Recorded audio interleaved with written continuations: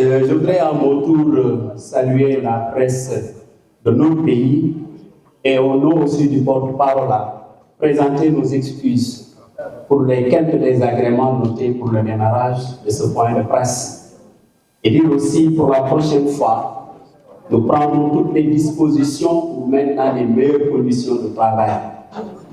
Et comme l'a indiqué tout à l'heure notre sœur Marraine, je pense que l'Alliance pour la République, comme de tradition, a un devoir de vérité vis-à-vis du peuple sénégalais. C'est vrai que nous n'avons pas le temps et nous ne pouvons pas nous donner le temps de répondre à quelqu'un dont on sait déjà qu'il est dans le Puntu. Nous, on n'est pas dans le Puntu, encore moins dans le Poulo. Mais nous sommes pour une République en marche. Et l'Alliance pour la République, en tant que parti politique républicain, au regard de toute l'histoire, je pense que si les autres ont le droit de faire dans la diversion, nous nous imposons l'impérieux devoir d'avoir un contrat de vérité avec les Sénégalais. Cela dit, je voudrais vous présenter le texte liminaire du pôle porte-parole, et certainement après la lecture de ce texte, comme l'a dit ma sœur, mais les spécialistes du domaine qui sont là avec nous vont participer à clarifier l'antenne des Sénégalais sur ce sujet. Et je profite de l'occasion aussi pour remercier toutes les structures du parti qui sont là avec nous et féliciter notre frère Luxard qui vient d'être porté à la tête de l'école du parti. Mesdames et messieurs de la presse, chers invités, au nom du président de l'Alliance pour la République, son Excellence le président Macky Sall, nous vous souhaitons la cordiale bienvenue. Nous souhaitons également, en ces moments particuliers d'émotion et de spiritualité, un ramadan et un carême, un 5 ans de carême. Mesdames et messieurs, avant tout propos, il est important de rappeler que le Sénégal dispose aujourd'hui d'un potentiel gazier considérable qui pourrait à terme transformer durablement son économie et lui garantir la souveraineté énergétique. Mais la véritable souveraineté énergétique ne se construit ni par la vigueur des discours, ni par l'intensité des proclamations politiques, surtout lorsque celles-ci constituent une distorsion mais de la vérité et sont loin de la réalité.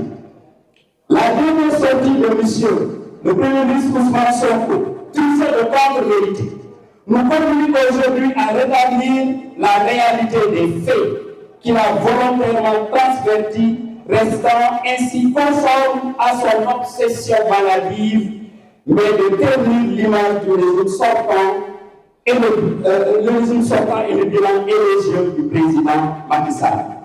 Mais le plus affligeant reste cette carence coupable d'une autorité de son niveau qui nous prouve qu'il n'a pas de niveau. Avant d'en venir aux faits, il est utile de rappeler au pouvoir actuel que la souveraineté énergétique, comme s'y sont employés les différents gouvernements sous le régime sortant, se construit patiemment dans la durée à travers des institutions solides et crédibles comme COS Petrogaz, INPG, un cadre juridique stable et prévisible comme le code pétrolier, le code minier, la loi sur le contenu local, la loi sur le partage des ressources issues de l'exploitation et une stratégie cohérente, mix énergétique, stratégie gaz to power. Mesdames et messieurs, chers journalistes, quelques vérités en lieu et place des bombards de M. Ousmane Sonko. Sur le projet Yakar Teranga, les partenaires ont simplement décidé de partir. Il n'y a eu aucune renégociation. Et c'est important de le préciser. Belfort et Cosmos, plus récemment, faute de trouver des partenaires pour le développement, se sont tout simplement retirés également du projet. Donc, il est faux de dire que le Sénégal a repris. Le Sénégal n'a rien repris. C'est important de le préciser. Ce sont les compagnies qui ont abandonné. D'abord, BP en 2023, en mettant l'accent sur GTA, où elle avait déjà financé le développement pour plus de 7 milliards de dollars. Elle disait même 8 milliards de dollars. Le Sénégal, pour sa part, avait mis la pression en estimant qu'on ne pouvait pas laisser Yakar Teranga en jachère. Enfin, il n'y a pas eu d'abord sur le chemin d'exploitation.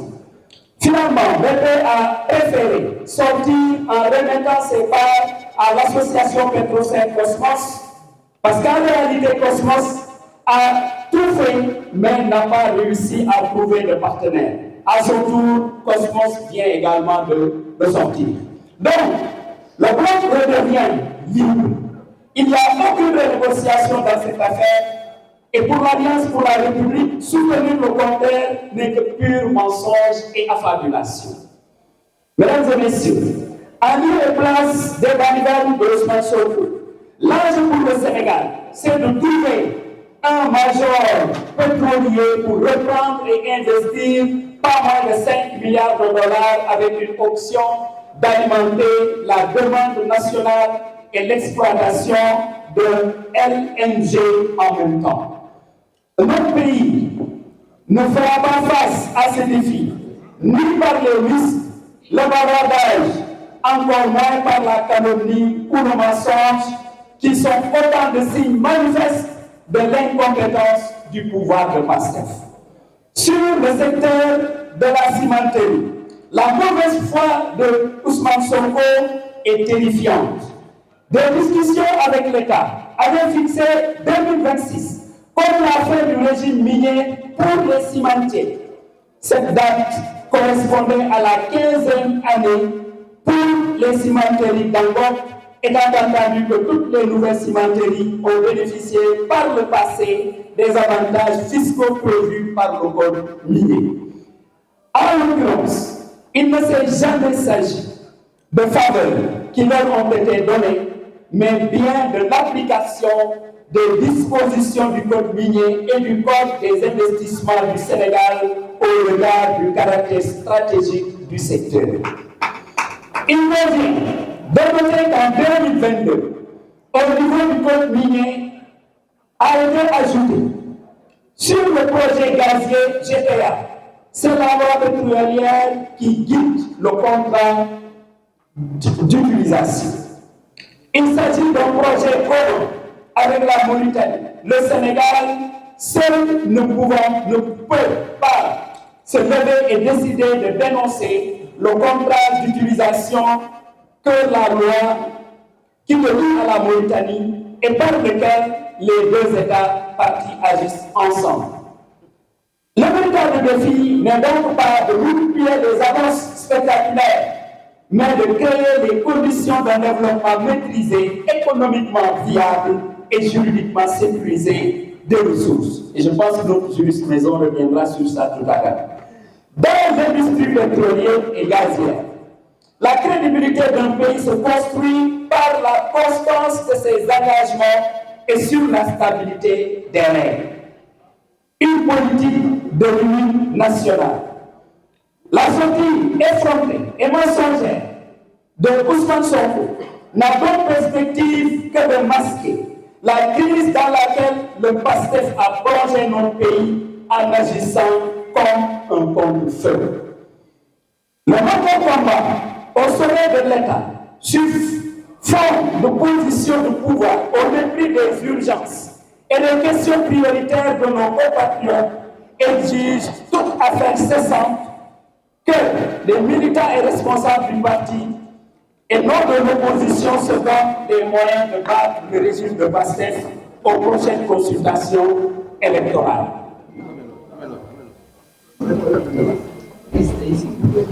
Les enquêtes de conjoncture révèlent une baisse significative de l'emploi salarié, la fragilisation et la destruction, particulièrement dans l'industrie manufacturière et les services.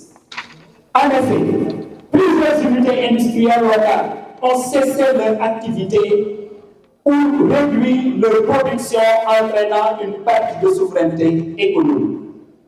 Rien d'étonnant au regard du climat de suspicion ambiante, mais surtout de l'incurie du pouvoir PASTEF. Le gouvernement actuel, marqué par des tensions politiques, a contribué à un environnement économique incertain, décourageant les investisseurs, précarisant les ménages dont le quotidien est de plus en plus difficile. Chaque emploi perdu fragilise une famille. Chaque industrie détruite réduit la capacité du pays à créer de la valeur ajoutée et à exporter. Le Sénégal est aujourd'hui confronté à une gouvernance qui, au lieu de consolider les acquis économiques, cherche à l'enfermer, mais dans une république de soupçons. Mesdames et messieurs, chers journalistes, chers invités, le bilan du régime de PASTEF se lit dans les chiffres, mais surtout à travers une société en crise où il est de plus en plus difficile de se nourrir, de se soigner, de payer son loyer, des milliers d'emplois supprimés, des industries détruites, une jeunesse laissée sans perspective, un pays abîmé par la haine et la violence. Le pouvoir qui célèbre toute honte vue, le grand bal des incompétents sans aucun égard pour nos compatriotes. Au lieu de bâtir une économie solide et inclusive, ce pouvoir a choisi l'improvisation et l'arbitraire, laissant derrière lui un paysage économique marqué par la régression. Chaque emploi perdu et une famille fragilisée, nous l'avons dit tout à l'heure. C'est la raison pour laquelle nous le disons, gouverner, ce n'est pas détruire, c'est protéger et développer. Le Sénégal mérite de renouer avec une gouvernance qui crée des opportunités, qui renforce ses industries et qui inspire confiance aux investisseurs. Le régime de PASTEF, marqué par l'incompétence et l'arbitraire, fragilise et installe une atmosphère de méfiance généralisée. Cette dérive menace la cohésion nationale et promet l'avenir des générations qui aspirent à un pays de stabilité, de progrès. Face à ce bilan, il est urgent de rappeler que la République ne peut être un terrain de suspicion et de ruine économique. Elle doit redevenir un espace de confiance, de justice et de prospérité pour tous. La République ne peut être un instrument de suspicion permanente. Elle doit être donc le garant de cette confiance, le garant de la justice et de la liberté. C'est l'occasion pour nous d'avoir un clin d'œil par rapport à tous nos détenus arbitrairement retenus par le régime de PASTEF. Oui, détenus dans les prisons, mais détenus également chez eux à travers ces bracelets électroniques qu'on distribue comme de petits pains au niveau de l'opposition, notamment au sein de l'Alliance pour la République. Je voudrais terminer par vous dire, chers amis, que gouverner, ce n'est pas semer la peur, ni diviser le peuple. Gouverner, c'est bâtir sur la compétence, l'équité et la responsabilité. Le Sénégal mérite la compétence, mais pas l'improvisation. Et dans bien des cas, cette crédibilité constitue la première richesse d'un État. Oui, un Sénégal de tous, pour tous, selon la belle expression du président Macky Sall. Je vous remercie.